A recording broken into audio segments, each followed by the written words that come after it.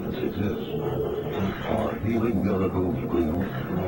Is there life after death? Can people get supernatural help from other dimensions? Has the future been written in advance? So I found this little gem on YouTube today. Hell exists isn't a particularly profound or rare statement from fundies, but there's something slightly higher on the cuckoo meter about someone who claims to have actually been there and have other people believe him. Meet Syd Roth, host of the laughable show Supernatural, the unbelievable credulous dolt who apparently believes his guest, Bill Weise, literally went to hell for 23 minutes. And I mean literally. Literally sitting, literally dropped, literally on the edge with my suit.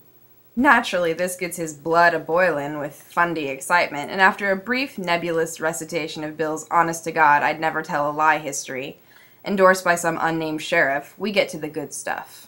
3 o'clock in the morning, the Lord picked me up and dropped me off in a prison cell in hell. But I noticed immediately the heat was incredible heat. I noticed there were these 2 creatures in the cell.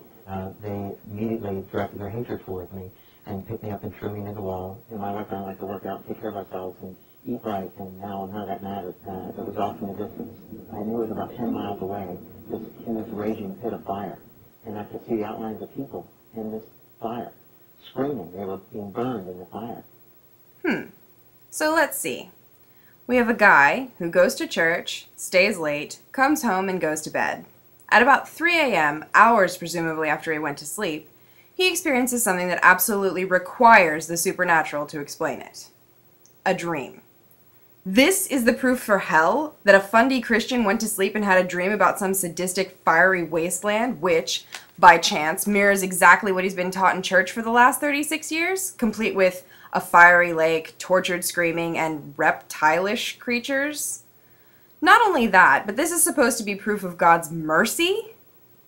Now, God has some peculiar ways of doing things. Why would he take some admittedly innocent, devoted Christ worshiper, send him to hell, torment him, then send him back to earth to teach us non-believers what awaits us if we don't stop using our brains? I mean, except Christianity is true, immediately.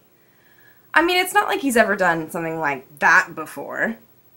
Ultimately, this guy, this show, and this whole crackpot story is a load of shit. And I'm sure that Bill really believes he experienced something, but just a quick Google search on night terrors and sleep paralysis, or hell, even nightmares, would reveal a whole lot about what that something he experienced was. As for what I experienced watching this video, I'd call it 8 minutes 50 seconds of hell. That is so horrible. I know, Sid. I know.